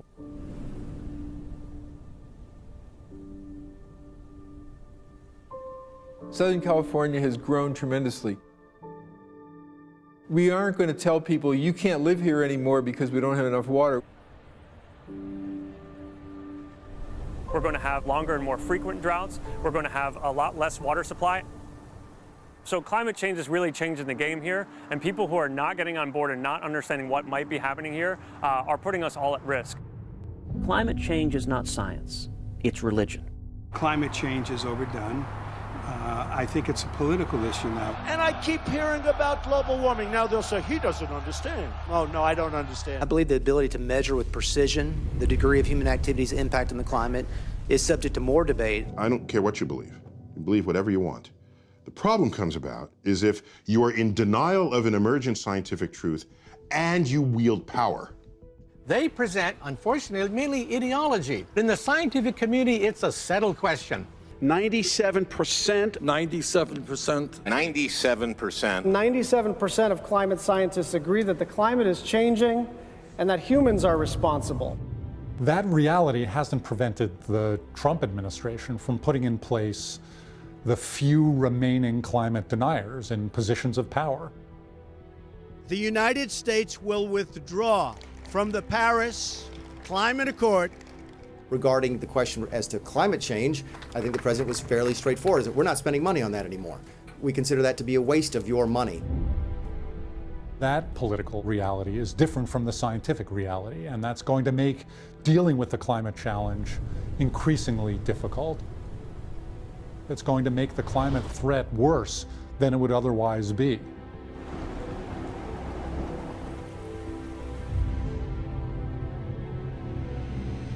We're seeing an unprecedented warming of the planet in just the last 4 decades or so.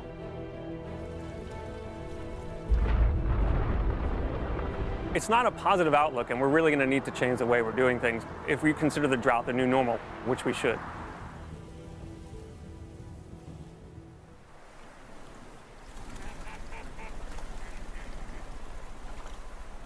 The Colorado River system is a critical piece of California's water infrastructure.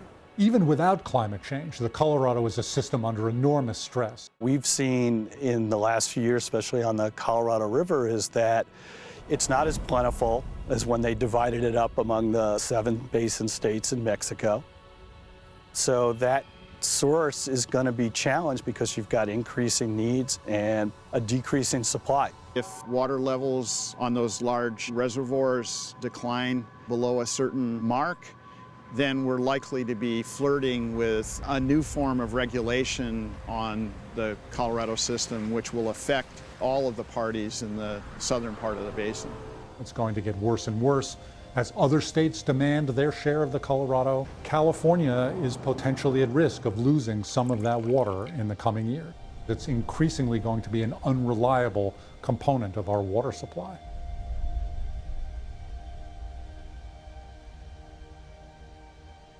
When you look at the Colorado, it's not this endless source. It's the most endangered river in the United States, and it's that way for a reason. We've overused, overallocated, and we're paying the price now. Another one of the severe consequences of the recent drought and the high temperatures from climate change has been devastation to the forests up in the Sierra Nevada.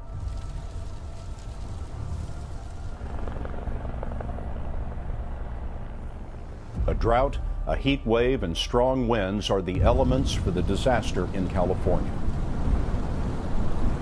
Now you can add a legion of seemingly unstoppable beetles to the list of threats facing the state's forests. This is the result of bark beetles ravaging the drought-weakened pine trees. California has lost 100 million trees from the drought. These trees are very, very dry. It's adding to the fuel for the fire to burn. Creating what's called mega fires, burning faster, hotter, and more explosive than ever before. Fire is good in the environment. What we're talking about is these high-intensity fires that burn the soil down 6 inches, where it's going to take a long time, hundreds of years, for nature to restore itself. 2 to 5 times the amount of erosion comes out when you have these high-intensity fires. All the erosion, the sediment is going down, filling up the streams, warming the water. It's not good for the habitat. When it gets down into the reservoirs, it fills up your storage. The Yellowstone River is at its highest elevation in more than 100 years. Unprecedented rainfall causing heavy flooding and rock slides in the park. The entrances to the park are temporarily closed. They will be so for at least the next 2 days. And it's hot, so that melt, that rapid melt, plus the hard rain there, at one point there in Montana, it crested and broke a 100-year-old record by 2 feet. And so as you can see, folks who built that house right along the riverbank there, a dream spot, never considered this sort of devouring power that came through and just wells and wastewater treatment. So this is just the beginning. How much trouble are we in? How much trouble we are in depends on how we respond to this as a society. We can manage this, in my opinion, by being smarter about how we're using that water. We're creative. We settled the desert. Like, we can make this work. Simply put, we can't really evacuate all of our cities, and we have to find a way to do more with less. The Bureau of Reclamation says that Lake Mead will drop another 20 to 25 feet in just the next year or so. Now, experts have told me that Lake Mead is like a bank account, that we have overdrawn, and Mother Nature is no longer paying up. I want to say thank you for watching the entire thing. That's really super cool of you.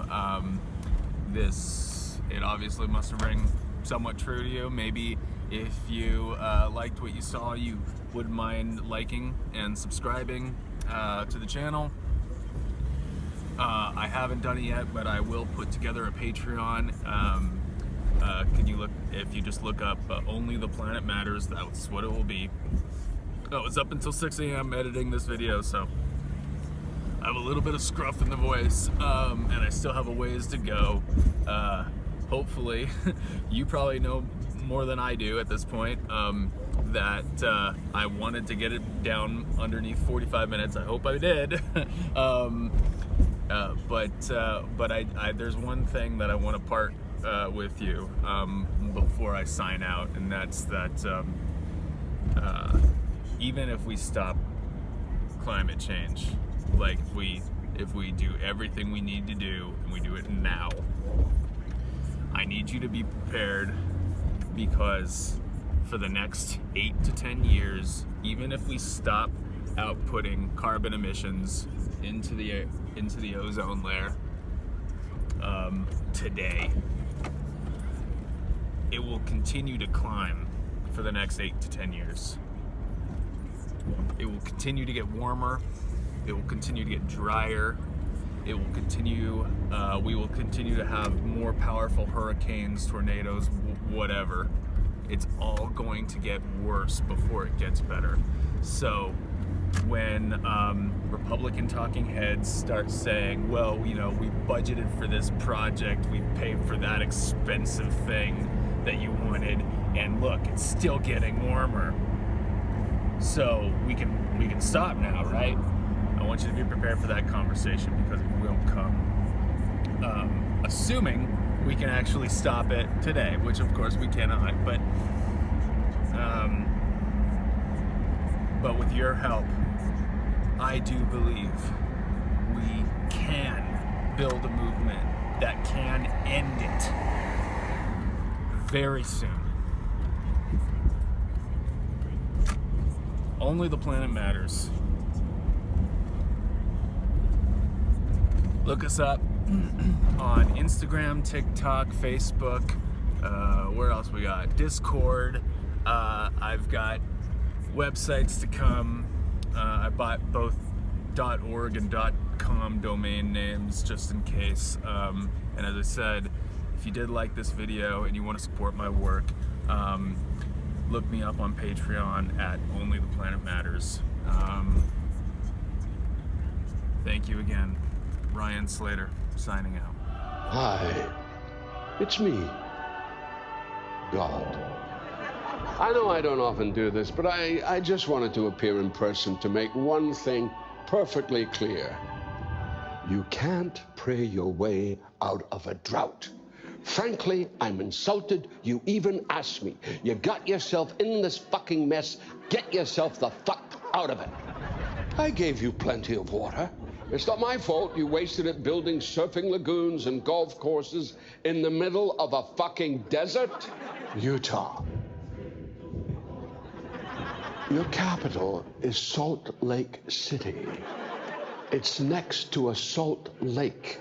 A lake of salt? Take the fucking hint. So no, I will not be answering your prayer for rain. So many things I'd rather talk about to you than your stupid, stupid water usage. Like the meaning of life, or which animal I created by mistake. Guinea pigs, by the way. The point is, I want humans of all faiths to come together and act like rational fucking adults when it comes to water use. Heed my words, my children, and conserve the once bountiful gifts of rivers and lakes which I created for you on Earth. Now, fuck off.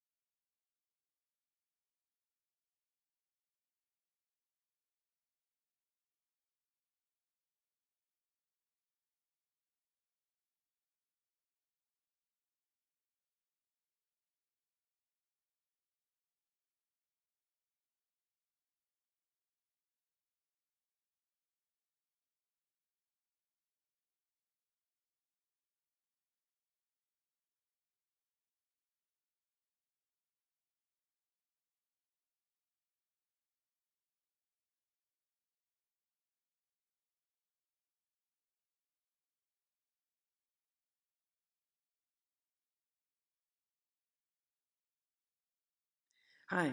So, by now, you've heard the good news that Chuck Schumer has actually managed to reach a deal with our good buddy Joe Manchin. This is good.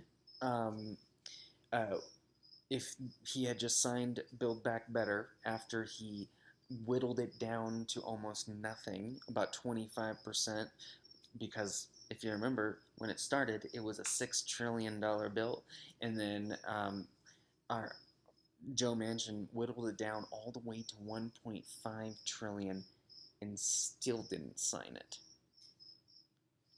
As a father, I can tell you it's going to be a little bit harder than I had expected it to be next year because the child care package is not going to be included in this, which was going to give us $7,000 to put our kid through daycare, which that's huge, you know. The breakthrough, after more than a year of negotiations between Democratic Senator Joe Manchin and Senate Majority Leader Chuck Schumer, took almost everyone in Washington by surprise. The plan would invest $369 billion into energy and the climate, allow Medicare to negotiate drug prices, extend Obamacare subsidies, and aim to close a loophole for tax-dodging corporations that report more than $1 billion in profit. But with 100 days until the midterms, will these successes come in time for Democrats to sway any voters before November? And will Democrats on the Hill be able to get the bill to President Biden's desk? Democratic Senator Joe Manchin of West Virginia joins us now to discuss. Senator, thanks so much for joining us. So 16 days ago, you said you wanted Thanks for having me, Jake. You said 16 days ago, you said you wanted to wait to pass any major legislation because of what you called an alarming new 9.1% inflation rate. Inflation has not gone down in those 16 days. What changed your mind? Well, Jake, basically what changed our mind, Chuck, we re-engaged. To Chuck's credit, we started sitting down. Our staffs kept talking through. I never did walk away, but we reorganized the bill, if you will, because what we had before that, there were things in there that I considered and thought it could be considered to be inflammatory, and I want that to happen. Inflation is the greatest challenge we have in our country right now and around in my state and around the country. So that's what we're fighting. And we started talking again. We got the bill down to where there's nothing inflammatory in this bill, even though there's some naysayers. I'm sure you're going to always hear that, but there is nothing in that. We're paying down debt, $300 billion. We're increasing production as far as if you want to get the gasoline prices down, produce more energy and produce it here in America. That's what we're doing. And we're investing in the technologies for the future energy. So we're doing everything to bring manufacturing back, keep people working.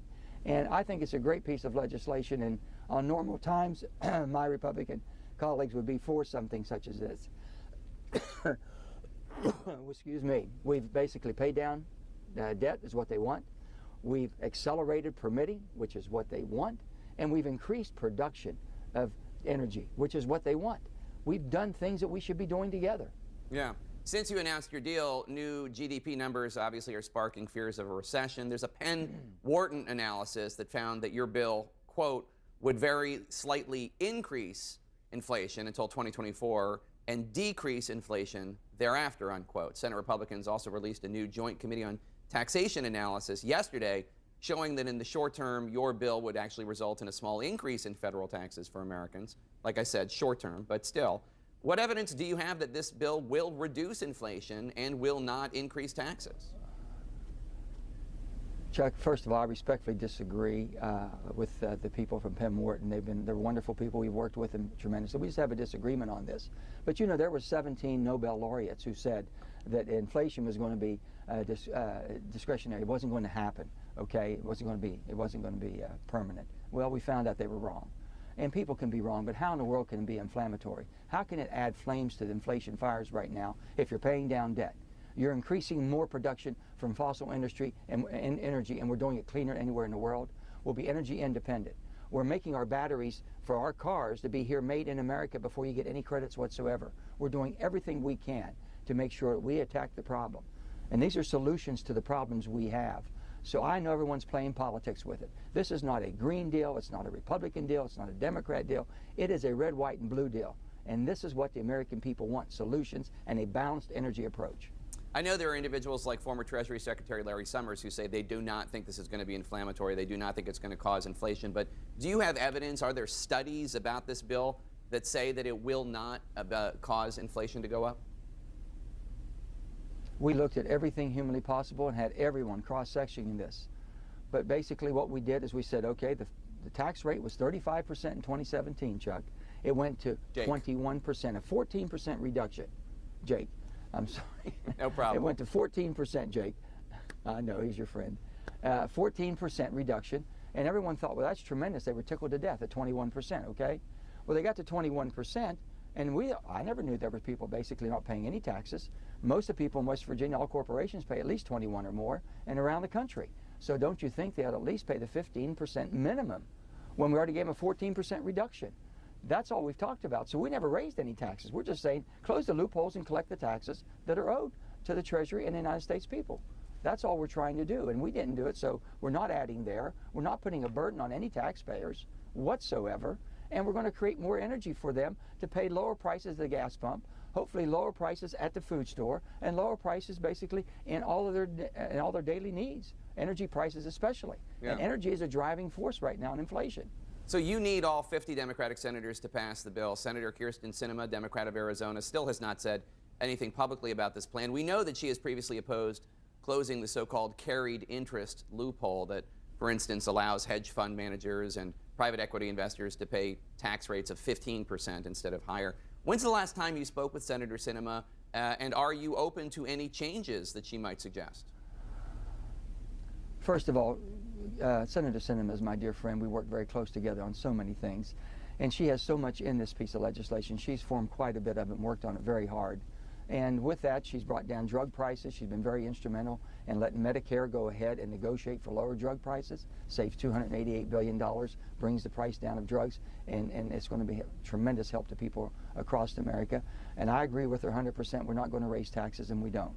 And on that, I think that basically when she looks at the bill and sees the whole spectrum of what we're doing and all of the energy we're bringing and all of the reduction of prices and fighting inflation by bringing prices down, by having more energy, hopefully she will be positive about it. But, you know, she'll make her decision, and I respect that. Well, all eyes are on Kyrsten Sinema. She and her team said that they were going to review the bill over the weekend. I've been talking to a source who's close to the senator, though, who points to the fact that this new reconciliation bill includes the carry interest provision that she has long said that she opposes. Now, Manchin's team says, tough, they're not taking it out. But this could be where battle lines get drawn. The question is, though, Chuck, is there just too much pressure on Sinema? Does she need to find a way to support this? Does she find compromise in some other area like prescription drugs? That's where you have some Democrats saying, look, they might be able to move a little bit and give her a win. But she wasn't a part of these final rounds of discussions, and that could create a last-minute snag here. Jonathan, what do you think? Yeah, it's an extraordinary thing if she were to be the lone vote that sinks a package that has so many Democratic priorities, and they've been trying so long and so hard to get done. We know that the White House largely took a hands-off approach to the deal struck between Manchin and Schumer, though they were in contact with the Senate Majority Leader's team. I've been interested to see if Joe Biden wants to step in and try to play the role of the closer. When did you last speak with her, and are you confident she will be on board? Well, we speak, you know, I speak with everybody, as you know, and we've always been very friendly, and we speak a lot, and you see us on the floor and everything. Jake, the reason people weren't brought into this, I didn't think it would come to fruition. I didn't want to disappoint people. Again, they were all disappointed, and everyone was upset and mad in my delegation, if you will. For 8 months we worked on it. I couldn't get there with Build Back Better. It was $3.5 trillion of spending. And this is taking $3.5 trillion of spending down to $400 billion of investment. That's definitely going to make a difference in America and everybody's pocketbook. And that's fighting inflation. That's what we're doing. So with that, I didn't want to build anyone's anticipation up, and then they come down and like a yo-yo with all the drama that goes into this. So I just basically hunkered down with my staff. We've been doing this since April and May diligently, and then we thought it fell apart. A couple weeks ago, we came back to Chuck's credit. Let's start talking some more. We did, to see if we could scale this thing to where we could basically put it in a position that we have it today, which I think is great, a great opportunity. It's not a Democrat bill, it's not a Republican bill, it's definitely not a green bill. This is a red, white, and blue bill. It's great for America. The Senate leaves for August recess at the end of this week. That's the schedule anyway. Will you have passed this legislation before you go back home to West Virginia? I sure hope so. I think that's been the plan. I didn't, you know, when it came all to fruition, and Monday, this past Monday, and I was tested positive on Monday morning, so I was kind of confined up and everything, but we were working daily, day and night. The staff is working, and everyone was interacting, and things start coming together, and by Wednesday, we had texts that we all agreed on. The president agreed on it, and so did Nancy Pelosi agreed on it, and Chuck Schumer and I agreed on it. So we had an agreement for something we've worked on for a long time, and I think that's what it's all about.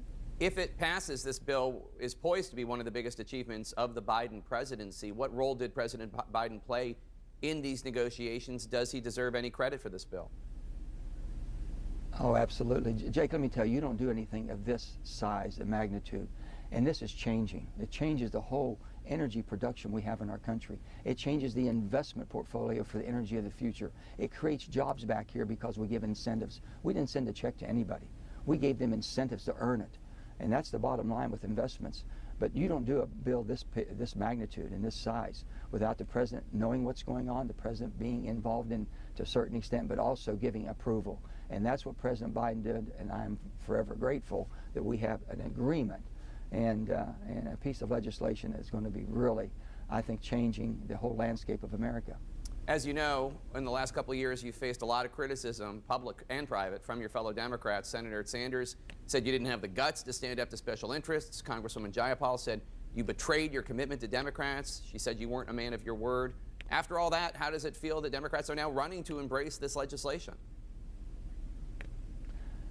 Jake, I take none of that personally at all. I understand the frustrations they had and everything, but I don't look at it as politics. I didn't look at it as a Democrat or I had an obligation, responsibility because I have a D by my name. And I sure don't look at my Republican friends and colleagues that that's my enemy. They're my friends. We're all Americans. Can't we put our country first? That's what I've always said.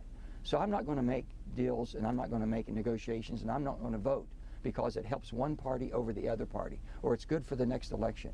This is good for America. This is what this is all about. I need you guys to understand, $555 billion over 10 years compared to what is needed. And what I will tell you in this this interview with David Wallace Wells, who is the author of The Uninhabitable Earth, which you must read now, right now. After you're finished with this, go read it. Or listen to the audiobook. I've listened to it like 3 times. You can't even compare it to a drop in the bucket. It's not even that. It's a drop of salt water into the Great Salt Lake to save Salt Lake City from breathing arsenic. This is according to a 2017 article. So 5 years ago, the estimate to clean up, according to MIT Technology Review, the atmosphere would be in the realm of $535 trillion. Not billion, trillion. And to give you some context here, that is 7 times the entire global economy. Well, during 2017 anyway. 535 in today's money. 535 trillion. So 1,000 times less than we need to clean up the environment is now barely going to get approved. Perhaps, hopefully. As it is currently 7 times less than the amount of money that currently exists to clean that up. So yeah, check this interview out. David Wallace Wells of Uninhabitable Earth. Read the book now. We know how much carbon has been put into the atmosphere throughout history by each of these nations. It's been tabulated in very reliable ways. And we also, using technology that's coming online now, we have technology that can actually take it out of the atmosphere. It's very expensive. It's more expensive than avoiding putting carbon up there in the first place. So it's not really useful as a way of counteracting what the damage we're doing today. But in terms of understanding what our true responsibility is here, it is useful in that it allows us to put a price tag on what it would take to undo all of the damage that our country and countries like ours have done. And by that math, the United States owes a cleanup bill of $50 trillion. Wow. It's about 1/5 of the entire planet's cleanup bill. So the US is by far the world's biggest historical emitter. We have by far the most responsibility for the situation we're in. American politicians will also often talk about China, and it's true that today they're producing about double the carbon that we are. Of course, they have 3 to 4 times as many people, so even on a per capita basis today, the US is still doing worse. But almost no matter what happens over the next few decades, all of the likely decarbonization scenarios we're looking at suggest that wherever we end up, the US will still be number 1. China is not going to surpass us in terms of historical emissions, which means in the final accounting, the US will always be the ultimate number 1 polluter and responsible party here. And our bill is 50 trillion. The total bill for cleaning up all the damage for all the carbon pollution that's been put in the air since the beginning of the Industrial Revolution is about $250 trillion, which is an enormous amount. It's almost total global GDP. And that's, really quite large. The US total is about twice the US GDP. But I would just say, and keep two things about keeping those figures in mind. The first is the US has spent more than $10 trillion on pandemic relief already. And that's just in over 2 years. So while a total like $50 trillion would have seemed comically unthinkable 5 years ago, now it just seems unthinkable. We moved the Overton window, so we're spending at a level that makes these kinds of projects seem beyond the realm of possible, but we can talk about them now. And the other thing is that we wouldn't have to spend this money or do this repair work if we undertook such a project. And again, I'm not saying that's very likely, but if we did, we wouldn't have to do it over the course of 5 or 10 years. We could do it over the course of 50 years, or 75 years, or even 150 years. And over that course of time, spending that amount of money starts to look much more manageable. So in an ideal endgame, if I were, put in charge of the planet's climate situation, we would have a very, very rapid path to decarbonization, getting to zero by 2050 or 2060. And then we would undertake collectively this project to undo all the damage that had been done to that point. And we could run those machines once we built them for a century or more, and in theory at least, return the planet, not just stabilize the planet's temperatures, but return the planet's climate to the situation that it was in before the perturbations of the Industrial Revolution. That would be a massive undertaking. Scientists often call the scale of work that would be necessary planetary scale. But I think it is on some level the only moral response to the damage that's been engineered to this point by us and our forefathers.